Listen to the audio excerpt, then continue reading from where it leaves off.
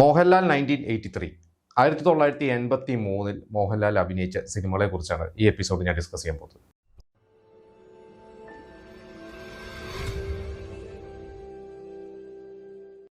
1980 മഞ്ഞു വിരിഞ്ഞ പൂക്കളിലൂടെ മോഹൻലാൽ സിനിമയിൽ വരുന്നു. അതിനു മുമ്പ് തിരനോട്ടം അഭിനയിച്ചു. പക്ഷെ അത് പിന്നീട് കുറെ വൈകിയാണ് അത് പുറത്തിറങ്ങിയത്. പിന്നീട് 81, 82 ഈ വർഷങ്ങളിലൊക്കെ മോഹൻലാലിന്റെ സിനിമകളെ കുറിച്ചൊക്കെ നമ്മൾ ഓരോ എപ്പിസോഡ്സ് ചെയ്തിരുന്നു.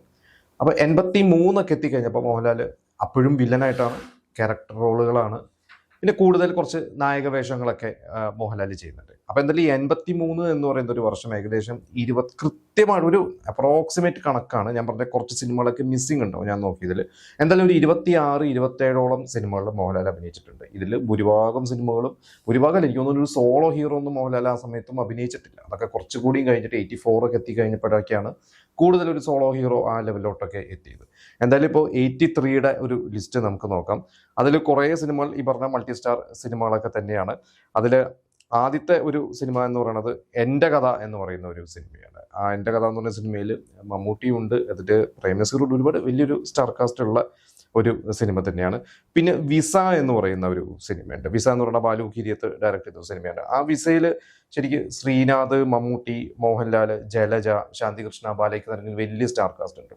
അതിൽ ഈ പറഞ്ഞ ഗൾഫുകാരുടെയൊക്കെ അന്നത്തെ ഒരു ജീവിതവും കാര്യങ്ങളും. എനിക്കൊണ്ട് മോഹൻലാൽ ഒരു കോമഡിയൊക്കെ കുറച്ച് ചെയ്ത് തുടങ്ങിയത്, അതായത് ബാലു കിരിയത്ത് അവിടെ ഒരു ഇന്റർവ്യൂവിൽ പറഞ്ഞിട്ട് അത് മോഹൻലാലെ കൊണ്ട് അത്യാവശ്യം കോമഡിയൊക്കെ ചെയ്യാൻ പറ്റുമെന്ന് തോന്നിച്ച ഒരു സിനിമകളിൽ ഒന്നാണ് ആ ഒരു സിനിമ. അത് അത്യാവശ്യം നല്ല ഒരു ഒപ്പീനിയനും കിട്ടി, തിയേറ്ററിൽ സക്സസ് ആയ ഒരു സിനിമയായിരുന്നു. ശരിക്കും എനിക്കോട് അതാണ് ശരിക്കും ഒരു വില്ലെന്ന് മാറിയിട്ടുള്ള മോഹൻലാലിന്റെ ഒരു കോമഡി ഒരു ക്യാരക്ടർ ഉള്ളത്.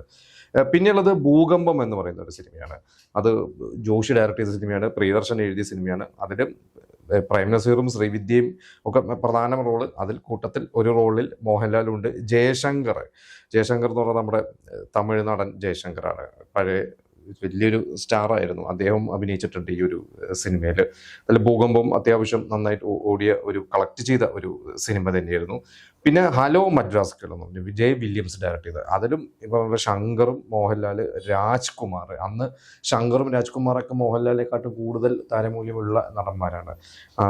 ഇവരുടെ കൂട്ടത്തിൽ ഒരു റോള് മോഹൻലാലും ഉണ്ട്.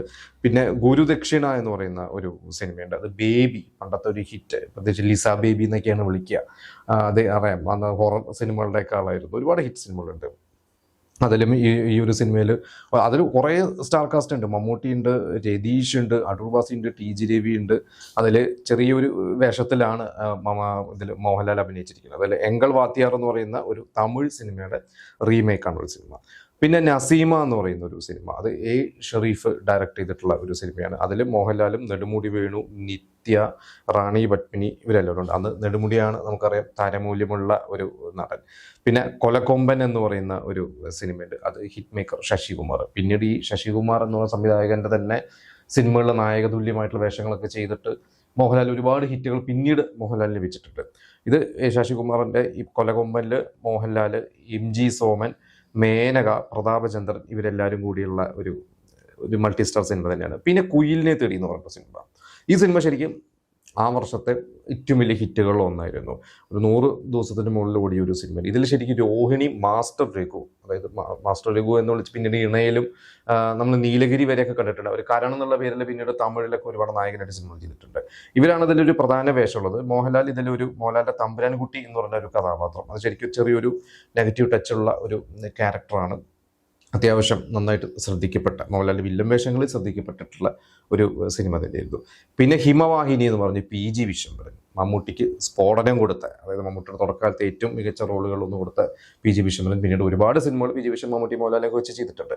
PG വിശ്വംഭരന്റെ സിനിമയാണ്. ഇതിൽ ഹിമവാഹിനിയിൽ മമ്മൂട്ടിയുണ്ട്, മോഹൻലാലും ഉണ്ട്, അതുപോലെ തന്നെ അടൂർ ബാസി ഉണ്ട്. വലിയ സ്റ്റാർ കാസ്റ്റ് ഉള്ള ഒരു സിനിമ തന്നെയായിരുന്നു. പിന്നെ അറബിക്കടൽ എന്ന് പറയുന്ന ഒരു സിനിമയുണ്ട്. അത് ഇതേപോലെ തന്നെ ശശികുമാർ സാർ ഡയറക്ട് ചെയ്തൊരു സിനിമയാണ്. അതിൽ മധുവും ശ്രീവിദ്യയും രതീഷും കൂടെ മോഹൻലാലും ആ ഒരു സിനിമയിലുണ്ട്. പിന്നെ ശേഷം കാഴ്ചയിലുണ്ട് ബാലചന്ദ്രൻ മേനോന്റെ ഒരു സിനിമയാണ്. അതും ഒരു മൾട്ടി സ്റ്റാർ സിനിമയുടെ. ഈ അടുത്ത് പ്രതിച്ഛായയുടെ പ്രൊമോഷൻ സമയത്ത്, അതിൻ്റെ ട്രെയിലർ ലോഞ്ചിന്റെ സമയത്ത് മോഹൻലാൽ പ്രത്യേകം പറഞ്ഞിരുന്നു, ഈ ബാലചന്ദ്രൻ മേനോന്റെ തുടക്കകാലത്ത് ഈ പറയുന്ന സിനിമകളിൽ തുല്യ പ്രാധാന്യമുള്ള റോളുകളൊക്കെ എനിക്ക് തന്ന ഒരു സംവിധായകനാണെന്ന് പറഞ്ഞ കൂട്ടത്തിൽ പറഞ്ഞ ഒരു സിനിമ തന്നെയായിരുന്നു ശേഷം കാഴ്ചയിൽ.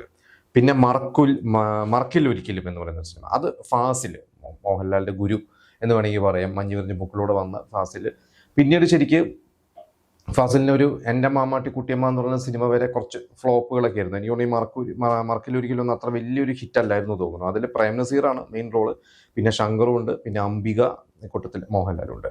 പിന്നെ സന്ധ്യയ്ക്ക് വിരിഞ്ഞ പൂവ് എന്ന് പറയുന്ന ഒരു സിനിമ, അത് PJ വിശ്വനാഥൻ തന്നെ ഡയറക്റ്റ് ചെയ്തിട്ടുള്ള ഒരു സിനിമയാണ്. അതിൽ മമ്മൂട്ടി, ശങ്കർ, മോഹൻലാൽ, സീമ, പ്രതാപചന്ദ്രൻ, അടൂർ വാസി ഇവരെല്ലാവരും കൂടി അഭിനയിച്ചൊരു സിനിമയാണ് താവളം എന്ന് പറയുന്നൊരു സിനിമ. തമ്പി കണ്ണന്താനത്തിൻ്റെ സിനിമ. തമ്പി കണ്ണന്താനം പിന്നീട് നമുക്കറിയാം രാജാവിൻ്റെ മകനും ഭൂമിയിലെ രാജാക്കന്മാരൊക്കെ പോലെ ഏകദേശം 8ഓളം സിനിമകൾ മോഹൻലാലിനെ വെച്ച് മാത്രമാണ് മെജോറിറ്റി സിനിമകളും ചെയ്തിട്ടുള്ളത്. മമ്മൂട്ടി വെച്ച് ചെയ്തിട്ടുണ്ട് തുടക്കകാലത്ത്, പക്ഷെ പിന്നീട് മമ്മൂട്ടി ഡേറ്റ് കൊടുക്കാതെ ആയപ്പോൾ മോഹൻലാലിലേക്ക് പോയി. പിന്നീട് മോഹൻലാൽ വെച്ച് തന്നെയുള്ള എല്ലാ സിനിമകളും ചെയ്തത്. അപ്പോൾ ഈ താവളം ഈ ഒരു തുടക്കകാലത്തുള്ള തമ്പി കണ്ണന്താനത്തെ സിനിമകളിലൊന്നാണ്. അതിൽ MG സോമനുണ്ട്, മോഹൻലാലുണ്ട്, മേനകയുണ്ട്. വീണ്ടും ഒരു മൾട്ടി സ്റ്റാർ സിനിമയാണ്. പിന്നെ ചക്രവാളം ചുവന്നപ്പോൾ എന്ന് പറയുന്ന ഒരു സിനിമ, അതും ശശികുമാർ. അപ്പൊ തന്നെ നമ്മൾ പറഞ്ഞു ശശികുമാർ എന്ന് പറഞ്ഞ ഒരുപക്ഷെ ഇന്ത്യയിൽ മലയാളത്തിൽ ഏറ്റവും കൂടുതൽ സിനിമകൾ ചെയ്തിട്ടുള്ള സംവിധായകരിൽ ഒരാളായിരിക്കും ശശികുമാർ. ഇപ്പൊ ഈ ഒരു വർഷം തന്നെ നമ്മളിപ്പോൾ എടുത്ത പടങ്ങൾ 3-ാമത്തെ 4-ാമത്തെ പടമാണ് ശശികുമാറിന്റെ. അപ്പൊ തന്നെ അറിയാം അദ്ദേഹം എത്രത്തോളം വലിയൊരു മാസ്റ്റർ ആയിരുന്നു എന്നുള്ളത്. ഇതിൽ പ്രേം നസീറും മമ്മൂട്ടി, മോഹൻലാലും എല്ലാവരും ഒരുമിച്ച് അഭിനയിച്ചുള്ള സിനിമയാണ്. പിന്നെ എങ്ങനെ നീ മറക്കും, ഈ ഒരു സിനിമയായിരുന്നു ശരിക്കും മോഹൻലാലിന്റെ കരിയറിൽ തന്നെ വലിയൊരു മാറ്റം വരുത്തിയ ഒരു സിനിമ.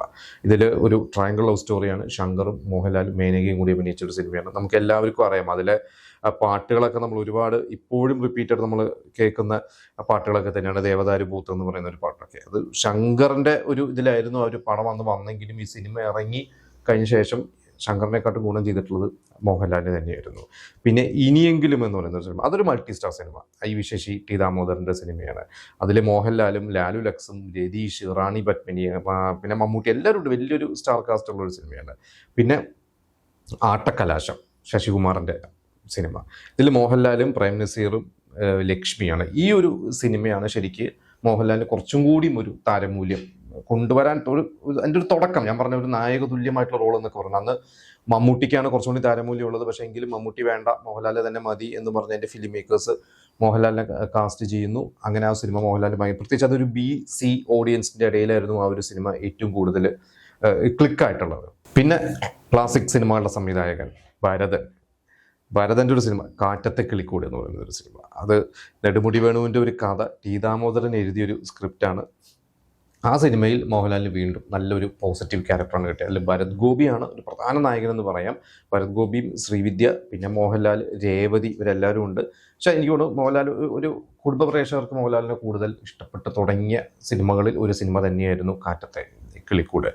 പിന്നെ അസ്ത്രം എന്നുള്ള സിനിമ, അത് PN മേനോൻ എന്ന സംവിധായകൻ. അദ്ദേഹം ഒരു കമേഴ്ഷ്യൽ സിനിമകളുടെ അല്ല, അദ്ദേഹം എന്താ പറയുക കുറച്ച് ഒന്ന് മാറിയിട്ടുള്ള ഒരു മധ്യവർത്തി സിനിമകളെന്നൊക്കെ പറയുന്ന പോലത്തെ ഒരു സിനിമകളൊക്കെ ചെയ്യുന്ന വ്യക്തിയാണ്. അദ്ദേഹത്തിൻ്റെ സിനിമ ഇതിൽ ഭരത് ഗോപി ആയിരുന്നു ഒരു പ്രധാനമായിട്ട്. പിന്നെ മോഹൻലാലും മമ്മൂട്ടിയും നെടുമുടി വേണു ഇവരെല്ലാവരും ഉള്ള ഒരു സിനിമ തന്നെയായിരുന്നു.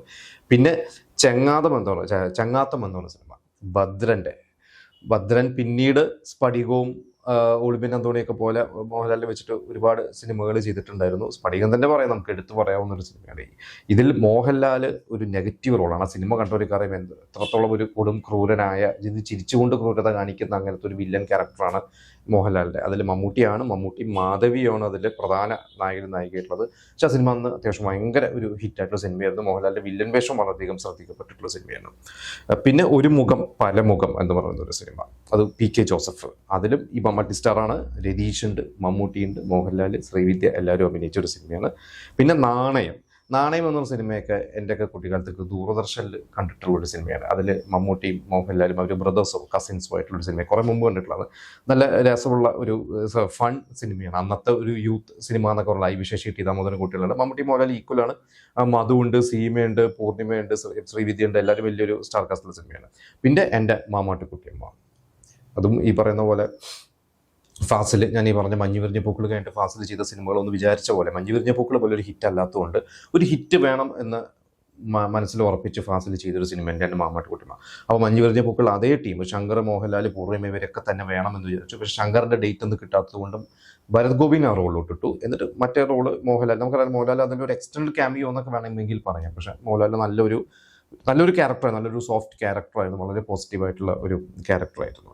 പിന്നെ പിന്നിലാവ് എന്ന് പറയുന്ന സിനിമ വീണ്ടും PG വിശ്വംഭരൻ്റെ സിനിമയാണ്. അതിൽ ഈ പറഞ്ഞ പോലെ മമ്മൂട്ടിയുണ്ട്, മധു ഉണ്ട്, മോഹൻലാലുണ്ട്, വീണ്ടും ഒരു മൾട്ടി സ്റ്റാർ ഒരു സിനിമകൾ തന്നെയായിരുന്നു. അത്യാവശ്യം അതും ഓടിയ ഒരു സിനിമകൾ തന്നെയായിരുന്നു. അപ്പോൾ ഇത്രയും സിനിമകളാണ് ആ ഒരു വർഷം മോഹൻലാൽ അഭിനയിച്ചത്. 26, 27 സിനിമ എന്നൊക്കെ പറയുമ്പോൾ എനിക്ക് തോന്നുന്നു പിന്നെ അവർ ഒരു 86, 87 വരെ 86 32 സിനിമയ്ക്കാണ് മമ്മൂട്ടി മോഹൻലാലും രണ്ടുപേരും അഭിനയിച്ചിട്ടുള്ളത്. അപ്പോൾ ഈ ഒരു വർഷം 83 മോഹൻലാലിന് ഭയങ്കരമായിട്ട് ഗുണം ചെയ്ത വർഷമാണ്. ഇപ്പം നമ്മൾ പറഞ്ഞ പോലെ ഒരു സോളോ ഹീറോ അല്ല, പക്ഷേ എങ്കിൽ പോലും ഒരു നായക തുല്യമായിട്ടുള്ള റോൾസ്, വില്ലൻ റോളുകൾ, ക്യാരക്ടർ റോളുകൾ എല്ലാം കൂടി പ്രേക്ഷക മനസ്സിലോട്ടങ്ങ് ഇടിച്ച് കയറി തുടങ്ങിയ, അല്ലെങ്കിൽ ഇടിച്ച് കയറി ഒരു സ്ഥാനം നേടിയെടുത്ത വർഷങ്ങളിൽ ഒരു വർഷം തന്നെയാണ്. എന്തായാലും നമുക്ക് ഞാൻ ഇത്രയും സിനിമകൾ പറഞ്ഞു. ഇതിൽ നിങ്ങൾ ഒരുപാട് സിനിമകൾ നിങ്ങൾ കണ്ടിട്ടുണ്ടോ? ഇതിൽ നിങ്ങളുടെ ഒരു ഫേവറേറ്റ് സിനിമയും മോഹൻലാലിൻ്റെ ഒരു ഫേവറേറ്റ് ക്യാരക്ടർ ഏതാണെന്ന് നമുക്ക് കമൻറ്റ് ചെയ്യുക. എന്തായാലും ഇനി അടുത്തൊരു വർഷം 84 എന്ന് പറയുന്ന വർഷത്തെ മോഹൻലാലിൻ്റെ സിനിമകളെ കുറിച്ച് നമുക്ക് മറ്റൊരു എപ്പിസോഡിൽ ഡിസ്കസ് ചെയ്യാം.